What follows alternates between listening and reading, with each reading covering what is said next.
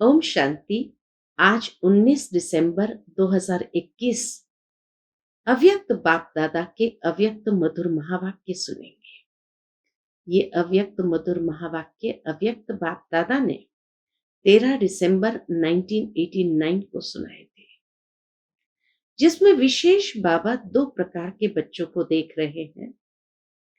एक है जिन्होंने बाप को पहचाना है और प्राप्ति का अनुभव कर रहे हैं, और दूसरे प्रकार के बच्चे हैं जो पुकारते हैं और पहचानने का प्रयत्न कर रहे हैं। दोनों ही प्रकार के बच्चे कहते हैं, भगवान ही हमारा जन्मदाता है और पालन करता है, लेकिन दोनों के कहने में बहुत अंतर है। जिन्होंने बाप को पहचाना है वह नॉलेज के आधार पर, प्राप्ति के आधार पर और अनुभव के आधार पर कहते हैं, जबकि जिन्होंने पहचाना नहीं है वो अनजानेपन में कहते हैं कि भगवान ही हमारा रचयिता है और हमारा पालन करता है। फिर बाबा बच्चों के भाग्य की रेखा देख रहे थे। जिन बच्चों ने बाप को पहचाना है और प्राप्ति का अनुभव कर रहे हैं, उनके मस्तक पर विशेष 4 लकीरें चमकते हुए देखी। ये चारों भाग्य की रेखा हर ब्राह्मण की बाबा देख रहे थे। पहली रेखा थी दिव्य जन्म धारण करने की रेखा, दूसरी रेखा है परमात्मा पालना की रेखा, तीसरी रेखा परमात्मा पढ़ाई की रेखा और चौथी है निस्वार्थ सेवा की रेखा। और ये चारों ही रेखा में बाबा यही देख रहे थे कि कितने बच्चों की ये चारों रेखा अखंड है, आदि से अब तक चमक रही है, लेकिन बाबा ने देखा वो बच्चे बहुत थोड़े हैं। और दूसरे प्रकार के बच्चे जो बाबा ने देखे कि ये चारों ही भाग्य की रेखाएं चमक तो रही है, लेकिन बीच बीच में खंडित भी हो रही है। तो अखंड चमकने का आधार क्या है? उस विशेषता को आज बाबा के शब्दों में, बाबा की मुरली में ही हम सभी सुनेंगे। तो सुनते हैं बाबा के मधुर महावाक्य। आज की मुरली का विषय है दिव्य ब्राह्मण जन्म के भाग्य की रेखाएं। आज विश्व रचयिता बाप दादा अपने विश्व की सर्व मनुष्य आत्माओं रूपी बच्चों को देख रहे हैं। सर्व आत्माओं में अर्थात सर्व बच्चों में दो प्रकार के बच्चे हैं। एक है बाप को पहचानने वाले और दूसरे हैं पुकारने वाले, वह परखने के प्रयत्न करने वाले।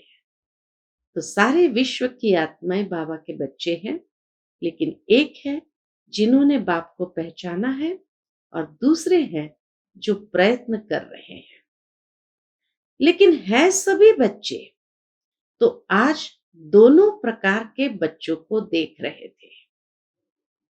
सर्व बच्चों में से पहचानने वाले व प्राप्त करने वाले बच्चे बहुत थोड़े हैं। भगवान को जिन्होंने पहचाना है वो बहुत थोड़े हैं, और पहचान करने के प्रयत्न वाले अनेक हैं। पहचानने वाले बच्चों के मस्तक पर श्रेष्ठ भाग्य की लकीर चमक रही है। सबसे श्रेष्ठ भाग्य की लकीर है कौन सी? बाबा जिन्होंने पहचाना है उन बच्चों के मस्तक पर श्रेष्ठ भाग्य की लकीर चमकते हुए देख रहे हैं। सबसे श्रेष्ठ भाग्य की लकीर है बाप द्वारा दिव्य ब्राह्मण जन्म की। ये है सबसे श्रेष्ठ लकीर। ये दिव्य जन्म हर एक को मिला है, तो उसकी चमक बाबा देख रहे हैं।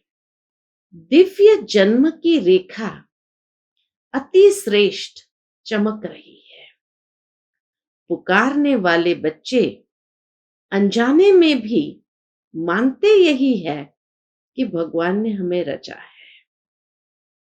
पहचानने वाले कि दिव्य जन्म की रेखा बाबा देख रहे थे, लेकिन बाबा के जो पुकारने वाले हैं वो अनजाने में भी यही मानते हैं कि भगवान ने हमें रचा है, लेकिन अनजान होने कारण दिव्य जन्म की अनुभूति नहीं कर सकते। आप भी कहते हो हमें बाप दादा ने दिव्य जन्म दिया, वह भी कहते हैं भगवान ने रचा, भगवान ही रचता है, भगवान ही पालनहार है। लेकिन दोनों के कहने में कितना अंतर है? क्या अंतर है? तो बाबा कहे आप अनुभव से, नशे से, नॉलेज से कहते हो कि हमको बाप दादा, माता पिता ने रचा, अर्थात ब्राह्मण जन्म दिया। रचता को, जन्म को, जन्मपत्री को, दिव्य जन्म की विधि और सिद्धि सबको जानते हो। जिन्होंने बाप को पहचाना है, बाबा कहे वो अनुभव से, नॉलेज से, नशे से कहते हैं कि हाँ बाप दादा ने हमें रचा है। साथ ही साथ बाबा कहे रचता को, जन्म को, ये दिव्य ब्राह्मण जन्म को, जन्म पत्री को और दिव्य जन्म की विधि और सिद्धि सब कुछ आप जानते हो। हर एक को अपना दिव्य जन्म का बर्थडे याद है ना?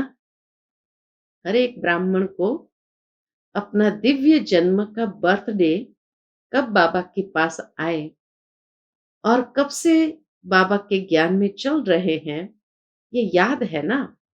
तो दिव्य बर्थडे हो गया ना। इस दिव्य जन्म की विशेषता कौन सी है? बहुत सुंदर विशेषता बाबा ने बताई है इस दिव्य जन्म की। बाबा कहे साधारण जन्मधारी आत्माएं अपना बर्थडे अलग मनाती है, फ्रेंड्स डे अलग मनाती है, पढ़ाई का दिन अलग मनाती है। और आप क्या कहेंगे? दिव्य जन्मधारी ब्राह्मण आत्माएं क्या कहेंगे? आपका बर्थडे भी वही है, तो मैरिज डे और पढ़ाई का दिन भी वही है। मदर डे कहो, फादर डे कहो, एंगेजमेंट डे कहो, सब एक ही है। बाबा के बनते ही सब कुछ हमारा पहले दिन से ही शुरू हो जाता, पढ़ाई भी शुरू हो जाती, तो मैरिज डे भी शुरू हो जाता है, एंगेजमेंट डे भी शुरू हो जाता है। ऐसा दिव्य जन्म कब सुना? ये है ब्राह्मणों के दिव्य जन्म की विशेषता। सारे कल्प में ऐसा दिन आप आत्माओं का फिर कभी भी नहीं आता, इसीलिए ये दिव्य जन्म विशेष है। सतयुग में भी बाबा कितना सुंदर कहते हैं कि ऐसा कभी दिन वापस नहीं आता है। सतयुग में भी बर्थडे और मैरिज डे एक ही नहीं होगा, लेकिन इस संगम युग के इस महान जन्म की ये विशेषता भी है और विचित्रता भी है। ये दिव्य जन्म की विशेषता भी है और विचित्रता भी है। अच्छा, क्या विचित्रता और विशेषता है? वैसे तो जिस दिन ब्राह्मण बने वही जन्मदिन, वही मैरिज दिन है, वही जन्मदिन है, वही मैरिज दिन है, क्योंकि सभी यही वायदा करते हो। मैरिज डे भी कैसे हो गया? तो बाबा कहे जन्म लेते ही वायदा करते हो। क्या वायदा करते हैं? एक बाप दूसरा न कोई। तो हो गया ना एंगेजमेंट डे और मैरिज डे। तो बाबा कहे सभी यही वायदा करते हैं, एक बाप दूसरा न कोई। यह दृढ़ संकल्प पहले ही करते हो ना। तुम्ही से खाऊं, तुम्ही से बैठूं, तुम्ही से सर्व संबंध निभाऊं, ये सबने वायदा किया ना। पांडवों ने, माताओं ने, कुमारियों ने, सभी ने वायदा किया है। तो और कहां स्वप्न में भी मन नहीं जा सकता है। ऐसे पक्के हो ना, वह कोई साथी चाहिए। सेवा के लिए कोई विशेष साथी चाहिए। तो साथी दिवस किसका मनाएंगे? बाबा के साथ का साथी दिवस मनाएंगे या किसी विशेष साथी के साथ का साथी दिवस मनाएंगे?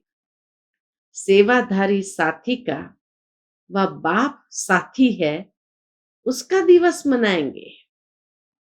चाहे सर्विस करने वाले हैं, चाहे सर्विस लेने वाले हैं। एक है करने वाले, एक है सेवा लेने वाले। लेकिन सेवा के समय सेवा की, फिर इतने न्यारे और प्यारे बनो जो जरा भी विशेष झुकाव नहीं है।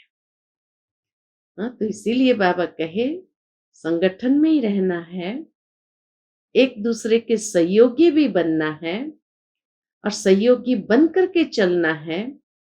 सेवाधारी भी है, लेकिन बाबा कहे सेवा के समय सेवा की, फिर इतने न्यारे और प्यारे बनो जो जरा भी विशेष झुकाव नहीं हो। जो सेवा में मदद करेगा वह विशेष होगा ना, चाहे भाई हो वह बहन हो। जो विशेष सेवा करता वह विशेष अधिकार भी रखेगा। तो सेवा के साथी बनो, लेकिन साक्षी होके साथी बनो। ये मुख्य अंडरलाइन की बात है कि सेवा के साथी बनो, लेकिन साक्षी होके साथी बनो। साक्षीपन भूल जाता है तो सिर्फ साथी बनने में बाप भूल जाता है। बहुत गहरी बात बाबा ने कही।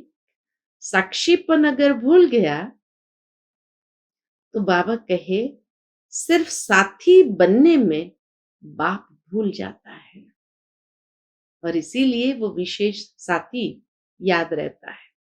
साक्षी बन पाठ बजाने की प्रैक्टिस करो। यह श्रीमत बाबा की। साक्षी बन पाठ बजाने की प्रैक्टिस करो, अर्थात न्यारे प्यारे होकर सेवा का पाठ जरूर बजाओ। फिर बाबा क्या देखते हैं? हर बच्चे के मस्तक पर विशेष 4 भाग्य की लकीरें चमकती है। कौन सी 4 भाग्य की लकीरें चमकते हुए बाबा ने देखी? सबसे पहली दिव्य जन्म की रेखा, दूसरी परमात्मा पालना की रेखा, तीसरी परमात्म पढ़ाई की रेखा, और चौथी निस्वार्थ सेवा की रेखा। दिव्य जन्म की रेखा, परमात्मा पालना की रेखा, परमात्मा पढ़ाई की रेखा और निस्वार्थ सेवा की रेखा। सभी के मस्तक में चारों ही भाग्य की रेखाएं चमक रही है। लेकिन चारों ही भाग्य की रेखा हर एक के मस्तक पर चमक रही, लेकिन क्या कहा होगा बाबा ने? चमक में और सदा एक रस वृद्धि को प्राप्त करने में फर्क होने कारण चमक में अंतर दिखाई देता है।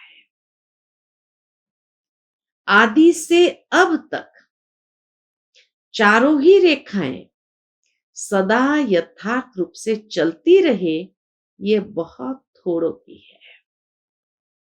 चारों ही रेखा आदि से अब तक यथार्थ रूप से चलती रहे, बाबा कहे ये बहुत थोड़ों की है।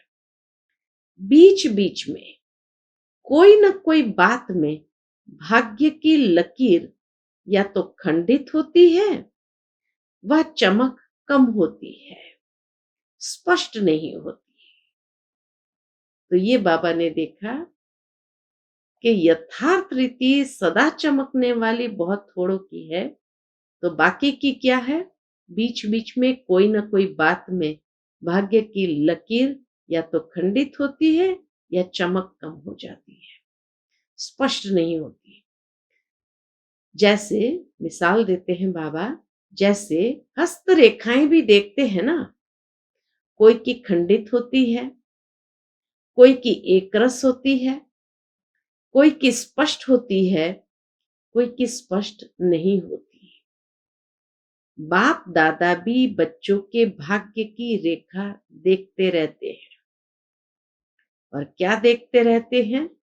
दिव्य जन्म तो सभी ने लिया, लेकिन दिव्य जन्म की रेखा खंडित होती व स्पष्ट नहीं होती, क्योंकि अपने जन्म के धर्म में अखंड नहीं चलता, तो उनके भाग्य की लकीर खंडित होती है।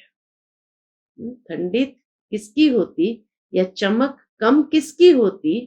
तो बाबा ने कहा अपने जन्म के धर्म में, अर्थात हमारी धारणाओं में।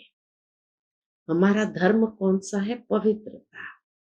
ये दिव्य जन्म का धर्म ही है पवित्रता। तो बाबा कहे अपने जन्म के धर्म में अखंड नहीं चलता, तो उनके भाग्य की लकीर खंडित होती है। धर्म क्या है, कर्म क्या है, उसको तो जानते हो ना।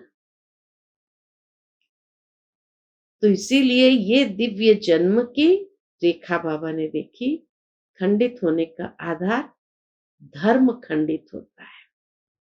दूसरी बात, ऐसे ही परमात्मा पालना। अब परमात्मा पालना में बाबा ने क्या देखा? ऐसे ही परमात्मा पालना में तो सभी ब्राह्मण चल रहे हो, चाहे समर्पित हो चाहे प्रवृत्ति में हो, लेकिन बाप के डायरेक्शन से चल रहे हो, अर्थात श्रीमत के आधार से चल रहे हैं। प्रवृत्ति वाले भी क्या कहेंगे? पूछते बाबा प्रवृत्ति वालों से कि प्रवृत्ति वाले क्या कहेंगे? अपना कमाया हुआ खाते हो व बाप का खाते हो? बाप का खाते हैं ना, क्योंकि अपना सब कुछ बाप को दे दिया, तो बाप का ही हुआ ना। कितना सुंदर रीति से बाबा एहसास दिलाते हैं कि सबने जब बुद्धि से समर्पित कर लिया, तो चाहे समर्पित हो चाहे प्रवृत्ति में रहने वाले हो, लेकिन अपना नहीं खाते हैं, बाप का ही खाते हैं। चाहे कमाते भी हो, लेकिन कमाया हुआ धन बाप के हवाले करते हो या अपने काम में लगाते हो। ट्रस्टी हो ना, ट्रस्टी का अपना कुछ नहीं रहता। गृहस्थी में अपनापन होता है, ट्रस्टी अर्थात सब बाप का है। अपने हाथ से खाना बनाते हो तो भी समझते हो ना ब्रह्मा भोजन खा रहे हो। पहले भोग किसको लगाते हो? इसीलिए समझते हैं कि बाबा का खा रहे हैं, क्योंकि पहले भोग किसको लगाते हो? बाप को अर्पण करते हो ना। अर्पण करना अर्थात बाप का खाना। ब्रह्मा भोजन खाते हो, चाहे बच्चों के अर्थ भी लगाते हो, वह भी डायरेक्शन अनुसार लगाते हो। जैसे समर्पित बहनें व भाई भिन्न भिन्न कार्य में तन मन भी लगाते, तो धन भी लगाते हैं। ऐसे प्रवृत्ति में रहने वाले भी चाहे तन लगाते चाहे धन लगाते, बाप की श्रीमत प्रमाण ही अमानत समझ कार्य में लगाते हो। ऐसे करते हो ना? पूछते बाबा कि जब प्रवृत्ति में रहने वाले अपना कमाते हैं खाते हैं, लेकिन बाबा कहे श्रीमत प्रमाण ही अमानत समझ कार्य में लगाते हो, ऐसे करते हो ना, अमानत में ख़यानत अथवा मनमत तो नहीं मिलाते हो ना? तो परमात्मा पालना सब ब्राह्मण आत्माओं को मिल रही है। पालना की जाती है शक्तिशाली बनाने के लिए। परमात्मा पालना हमें क्यों मिल रही है? बाबा कहे पालना की जाती है शक्तिशाली बनाने के लिए। माता की पालना का प्रत्यक्ष रूप क्या होता? दुनिया में भी साकार में माता की पालना का प्रत्यक्ष रूप क्या होता? बच्चा शक्तिशाली बनता है। तो ब्रह्मा मां की पालना द्वारा सभी मास्टर सर्वशक्तिमान बने हो, लेकिन कई बच्चे सदा शक्तियों को कार्य में लगाते हैं और कोई बच्चे प्राप्त शक्तियों को अर्थात पालना को कार्य में नहीं लगाते, अर्थात पालना को प्रैक्टिकल में नहीं लाते। बाबा की पालना कैसे है? तो बाबा ने बताया कि ब्रह्मा मां के द्वारा सभी को पालना मिल रही है, अर्थात मास्टर सर्वशक्तिमान बने हैं, लेकिन फिर वो सर्व शक्तियों को सदा के लिए कार्य में लगाते हो। कोई बच्चे प्राप्त शक्तियों को कार्य में लगाते अर्थात पालना को कार्य में लगाते हैं और कोई नहीं लगाते, अर्थात पालना को प्रैक्टिकल में नहीं लाते हैं। इसलिए श्रेष्ठ पालना मिलते हुए भी क्या होता है? कमजोर रह जाते हैं। वो बच्चे कमजोर रह जाते हैं और भाग्य की लकीर खंडित हो जाती है। तो सदा नहीं लगाते हैं उन शक्तियों को कार्य में, इसीलिए कमजोर रह जाते हैं और फिर वो भाग्य की रेखा खंडित हो जाती है या उसकी चमक कम हो जाती है। फिर तीसरी बात, ऐसे ही पढ़ाई की लकीर, पढ़ाई का एम ऑब्जेक्ट ही है श्रेष्ठ पद को प्राप्त करना। शिक्षक बाप पढ़ाई सबको एक ही पढ़ाता है, एक ही समय पर पढ़ाता है, लेकिन जो श्रेष्ठ ब्राह्मण जीवन का वह पढ़ाई का पद अथवा नशा है, वह सबको एक जैसा नहीं रहता। पढ़ाई का पद का नशा सबको बाबा कहे एक जैसा नहीं रहता है। फरिश्ता सो देवता स्टेटस को सदा स्मृति में नहीं रखते हैं, इसलिए भाग्य की लकीर में अंतर पड़ जाता है।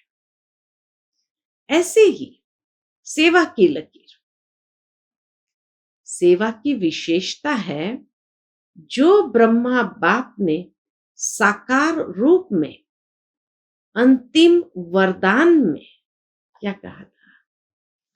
जैसे साकार ब्रह्मा बाप ने अंतिम वरदान के रूप में स्मृति दिलाई, निराकारी, निर्विकारी, निरअहंकारी भव। अब बाबा तीनों स्थिति को सेवा में चेक करते हैं और उसमें देखते हैं कितने खंडित है या अखंड है। तो बाबा कहे सेवा की लकीर में बाबा ने क्या देखा? ब्रह्मा बाप ने साकार रूप में अंतिम वरदान के रूप में ये 3 शब्द को उच्चारा, निराकारी भव, निर्विकारी भव, निरहंकारी भव। तो बाबा उसमें सबसे पहली निराकारी स्थिति को देखते हैं बच्चों की। निराकारी स्थिति में स्थित होने के बिना किसी भी आत्मा को सेवा का फल नहीं दे सकते। शुरू से बाबा कहते हैं जो आत्म अभिमानी होकर के सेवा करते हैं, देही अभिमानी स्थिति में स्थित होकर सेवा, उसको ही सेवा का रिजल्ट प्राप्त होता है। तो इसीलिए बाबा कहे निराकारी स्थिति में स्थित होने के बिना किसी भी आत्मा को सेवा का फल नहीं दे सकते। क्योंकि आत्मा का तीर आत्मा को लगता है। आत्म स्थिति में है, निराकार स्थिति में है, तो आत्मा का तीर आत्मा को लगता है। स्वयं सदा इस स्थिति में स्थित नहीं है कि जिनकी सेवा करते हैं वह भी सदा स्मृति स्वरूप नहीं बन सकते। बाबा कहे स्वयं सदा इस स्थिति में स्थित नहीं है तो जिनकी सेवा करते हो वह भी सदा स्मृति स्वरूप नहीं बन सकते, अर्थात निरंतर बाबा की याद नहीं कर सकते। कितना गहरा कनेक्शन बताया सूक्ष्म में बाबा ने कि स्वयं की निराकारी स्थिति होगी तो ही उस आत्मा को भी तीर लगेगा या उसका कल्याण होगा। लेकिन अगर हम ही उस स्थिति में स्थित नहीं है तो जिनकी सेवा करते वो भी सदा स्मृति स्वरूप नहीं बन सकते। ऐसे ही निर्विकारी, कोई भी विकार का अंश अन्य आत्मा के शूद्र वंश को परिवर्तन कर ब्राह्मण वंशी नहीं बना सकता। ऐसे निर्विकारी जो होंगे, कोई भी विकारों का अंश नहीं होगा, तो बाबा कहे उस आत्मा के शूद्र वंश को परिवर्तन करके उसको भी ब्राह्मण वंश में ले आते। उस आत्मा को भी मेहनत करनी पड़ती है, इसीलिए मोहब्बत का फल सदा अनुभव नहीं कर सकते। और तीसरा निरहंकारी, उसका स्पष्टीकरण बाबा देते हैं।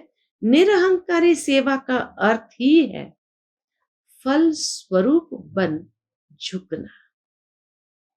जैसे निरहंकारी माना वो पूरा फल लगा हुआ वृक्ष, उसका अहंकार नहीं है, तो जो फल प्राप्त करने वाले होते हैं तो वो पेड़ भी झुक जाता है। तो निरअहंकारी सेवा का अर्थ ही है फल स्वरूप बन झुकना। बिना निर्माण बने, इतनी सुंदर बात बाबा ने कही, बिना निर्माण बने, निर्माण अर्थात सेवा में सफलता नहीं मिल सकती। तो निराकारी, निर्विकारी, निरअहंकारी, इन तीनों वरदानों को सदा सेवा में प्रैक्टिकल में लाना। तीनों ही बातों के वरदान को, निराकारी, निरहंकारी, निर्विकारी, तीनों ही वरदान को सदा सेवा में प्रैक्टिकल में लाना, इसको कहते अखंड भाग्य की रेखा। निस्वार्थ सेवा की रेखा इसको कहा जाता है। अब चारों ही भाग्य की रेखा को चेक करो कि अखंड है या खंडित है, स्पष्ट है या अस्पष्ट है। फोटो में कोई तो बन गए हैं, लेकिन बनना है कोई में भी कोई। फोटो में कोई तो बन गए बाबा कहे, लेकिन बनना है कोई में भी कोई। क्यों? सुनो बाबा की बात। जो कोई में कोई होगा वही अब सर्व का माननीय और भविष्य में पूजनीय बनता है। जो अखंड भाग्य के लकीरवान है उसकी निशानी क्या? जो अखंड भाग्य के लकीरवान है उसकी निशानी है वह अब भी सर्व ब्राह्मण परिवार का प्यारा होगा, माननीय होगा। तो माननीय होने के कारण सर्व की दुआएं श्रेष्ठ आत्मा के भाग्य की लकीर को चमकाती रहेगी। कितनी सुंदर बात बाबा ने कही। जो अखंड भाग्य के लकीरवान है, जिनकी खंडित नहीं हुई है, उसकी निशानी क्या? वह अब भी सर्व ब्राह्मण आत्माओं का प्यारा होगा। माननीय होने के कारण सर्व का प्यारा है, माना सभी सम्मान देते हैं और माननीय होने के कारण सर्व की दुआएं श्रेष्ठ आत्मा के भाग्य की लकीर को चमकाती रहती। ये है गहरे से गहरी। तो अपने आप से पूछो, मैं कौन? सुना आज क्या देखा? दुनिया वाले कहते हैं पालनहार है। जिन्होंने बाप को पहचाना नहीं, वो भी कहते पालनहार है, जन्मदाता है। लेकिन जन्मदाता का परिचय ही नहीं है। और आप नशे से कह सकते हो कि जन्मदाता परमात्मा कैसे है, पालनहार परमात्मा कैसे है। ब्रह्मा माँ की पालना भी मिल रही है और बाप की श्रेष्ठ मत पर योग्य आत्मा बन गए। बाप बच्चे को योग्य बनाता है और माँ शक्तिशाली बनाता है ना। परमात्मा को माता पिता कहा तो बाबा कहे बाप बच्चे को योग्य बनाता है और माँ शक्तिशाली बनाती है। दोनों अनुभव है ना। अच्छा, गीता पाठशाला वाले ज्यादा आए हैं। गीता पाठशाला वाले कौन हुए? गीता का ज्ञान सुनने वाले हे अर्जुन है। अर्जुन समझकर गीता ज्ञान सुनते हो या अर्जुन दूसरा है? मैं अर्जुन हूं यह समझते हो? पूछते बाबा गीता पाठशाला वाले को। सदैव ये अनुभव करके सुनो, मैं अर्जुन हूं। जब मुरली सुनते हो तो बाबा कहे सदैव ये अनुभव करते हुए सुनो, मैं अर्जुन हूं। मुझे विशेष भगवान गीता का ज्ञान सुना रहे हैं। गीता पाठशाला वाले तो सबसे नंबर 1 निकल जाएंगे। इस विधि से सुनो तो आगे चले जाएंगे। फिर बाबा टीचर्स को देखकर कहते हैं, टीचर्स को बिजी रहने के लिए गीता पाठशालाएं अच्छी है। गीता पाठशाला चक्रवर्ती भी बनाती, बिजी भी रखती, वृद्धि भी अच्छी होती है, मेहनत कम लेते हैं, मददगार ज्यादा बनते हैं। बलिहारी तो गीता पाठशाला वालों की है ना, इसलिए गांव वाले बाप को प्यारे लगते हैं। बड़े स्थानों पर माया भी बड़े रूप की आती है। गांव वालों को माया भी गांव वाली आती है, छोटी छोटी आती है। इसलिए बहुत अच्छे हो गांव वाले। बाबा कहे बहुत अच्छे हो गांव वाले, ज्यादा संख्या कहाँ की है। लेकिन अभी तो सभी मधुबन निवासी हो, चाहे गांव वाले हो शहर वाले हो। बाबा कहे अभी तो सभी कौन हो, मधुबन निवासी हो। सभी टीचर्स की परमानेंट एड्रेस कौन सी है? मधुबन है ना। वह दुकान है या घर है? मधुबन घर है, सेवा स्थान वो दुकान है। ज्यादा क्या याद रहता है, घर या दुकान? कोई कोई को दुकान ज्यादा याद रहती है। सोएंगे तो भी दुकान याद आएगी। आप लोग जहां चाहो बुद्धि को स्थित कर सकते हो। सेवा केंद्र पर रहते भी मधुबन निवासी बन सकते हैं और मधुबन में रहते भी सेवाधारी बन सकते हो। ये अभ्यास है ना। सेकंड में सोचा और स्थित हुआ। यह है टीचर्स के स्थिति की विशेषता। बुद्धि भी समर्पित है ना, या सिर्फ सेवा के लिए समर्पित हो? समर्पित बुद्धि अर्थात जहां चाहे जब चाहे वहां स्थित हो जाए। मधुबन में चाहे मधुबन में स्थित हो जाए, सेवा केंद्र पर चाहे सेवा केंद्र में स्थित हो जाए। यह विशेषता की निशानी है। बुद्धि सहित समर्पित ऐसे हो ना, या बुद्धि से आधे समर्पित है और शरीर से सारी है। क्या है बाबा पूछते हैं, बुद्धि सहित समर्पित ऐसे होना, या बुद्धि से आधी समर्पित है और शरीर से सारी है। कोई कोई टीचर्स भी कहती है, क्या कहते हैं, योग में बैठते हैं तो आत्मा अभिमानी होने के बदले सेवा याद आती है। तो बाबा क्या कहते हैं, लेकिन ऐसा नहीं होना चाहिए, क्योंकि लास्ट समय अगर अशरीरी बनने के बजाय सेवा का भी संकल्प चला तो सेकंड के पेपर में फेल हो जाएंगे। कितनी सूक्ष्मता में बाबा ले जाते कि अंतिम समय सेवा भी याद नहीं आनी चाहिए, नहीं तो सेकंड के पेपर में फेल हो जाएंगे। उस समय सिवाय बाप के निराकारी, निर्विकारी, निरहंकारी और कुछ याद नहीं। ब्रह्मा बाप ने अंतिम स्टेज यही बनाई ना, बिल्कुल निराकारी। सेवा में फिर भी साकार में आ जाएंगे, इसीलिए ये अभ्यास करो।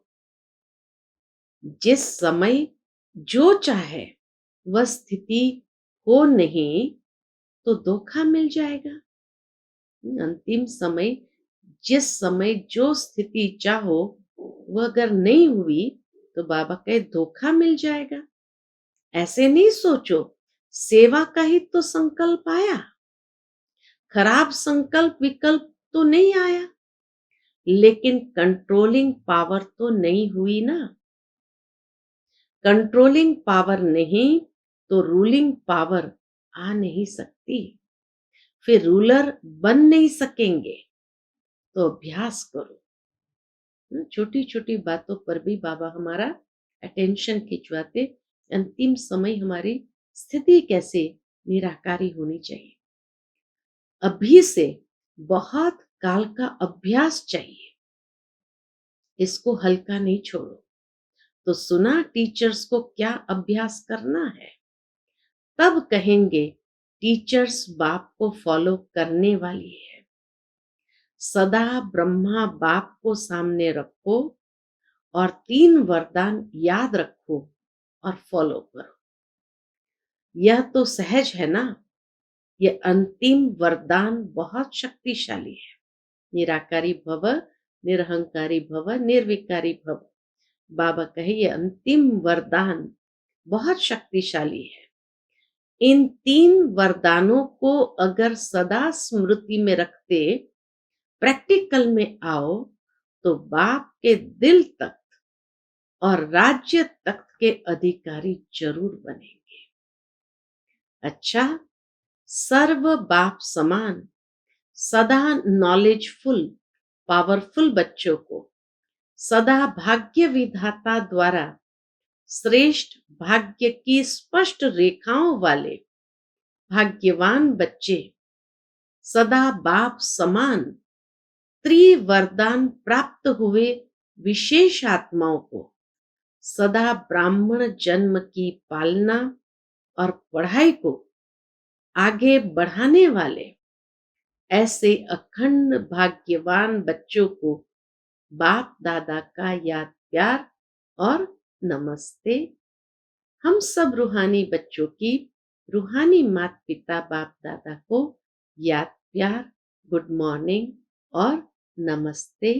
नमस्ते, शुक्रिया बाबा, शुक्रिया। फिर बाबा की जोन वाइज बच्चों से मुलाकात रही तो अव्यक्त बाप दादा महाराष्ट्र ग्रुप से मिलते हैं। सदा अपने को सर्व प्राप्तियों से भरपूर अनुभव करते हो, कभी खाली तो नहीं हो जाते, क्योंकि बाप ने इतनी प्राप्तियां कराई है, अगर सर्व प्राप्ति में जमा करो तो कभी भी खाली नहीं हो सकते। इस जन्म की तो बात ही नहीं है, लेकिन अनेक जन्म भी यहाँ की भरपूरता साथ रहेगी।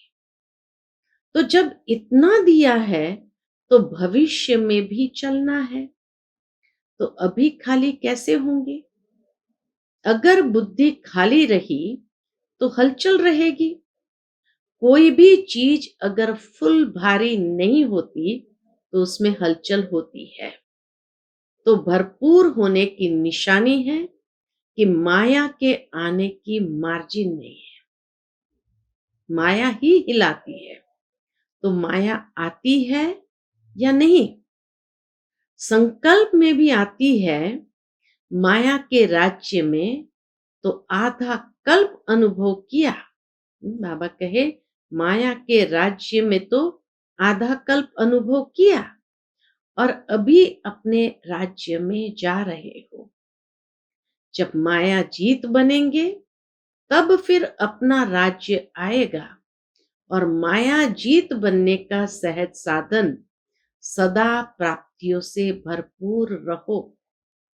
कोई एक भी प्राप्ति से वंचित नहीं रहो। सर्व प्राप्ति हो ऐसे नहीं। यह तो है, एक बात नहीं तो कोई हर्जा नहीं। अगर जरा भी कमी होगी तो माया छोड़ेगी नहीं, उसी जगह से हिलाएगी। तो माया को आने की मार्जिन ही न हो। आ गई फिर भगाओ तो उसमें टाइम जाता है। तो माया जीत बने हो। ये नहीं सोचो 2 वर्ष या 3 वर्ष में हो जाएंगे। ब्राह्मणों के लिए स्लोगन है, अब नहीं तो कब नहीं। अब समय की रफ्तार के प्रमाण कोई भी समय कुछ भी हो सकता है। इसलिए तीव्र पुरुषार्थी बनो। अच्छा, आज का बाप दादा का मधुर वरदान हम बच्चों के प्रति है, समय और संकल्प सहित अपने सर्व खजानों को विल करने वाले मोहजित भव। समय और संकल्प सहित अपने सर्व खजानों को विल करने वाले मोहजित भव। जैसे बच्चे को सब कुछ विल किया जाता है, ऐसे आप लोग भी बाप को अपना वारिस बनाकर सब कुछ विल कर दो तो विल पावर आ जाएगी। इस विल पावर से मोह स्वतः नष्ट हो जाता है। इस विल पावर से क्या होगा? मोह स्वतः नष्ट हो जाएगा। जैसे साकार बाप ने पूरा ही अपने को विल किया, वैसे आप लोग की जो स्मृति है, समय और संकल्पों का खजाना है, उसे विल करो। तो बाबा कहे जैसे साकार बाप ने पूरा ही अपने को विल किया, वैसे आप लोगों की जो स्मृति है, समय और संकल्पों का खजाना है, उसे विल करो। अर्थात श्रीमत प्रमाण सेवाओं में लगाओ तो मोहजित बंधन मुक्त बन जाएंगे। आज का स्लोगन है, एक दो का स्नेही बनने के लिए सरलता और सहनशीलता का गुण धारण करो। एक दो का स्नेही बनने के लिए सरलता और सहनशीलता का गुण धारण करो। अच्छा, ओम शांति।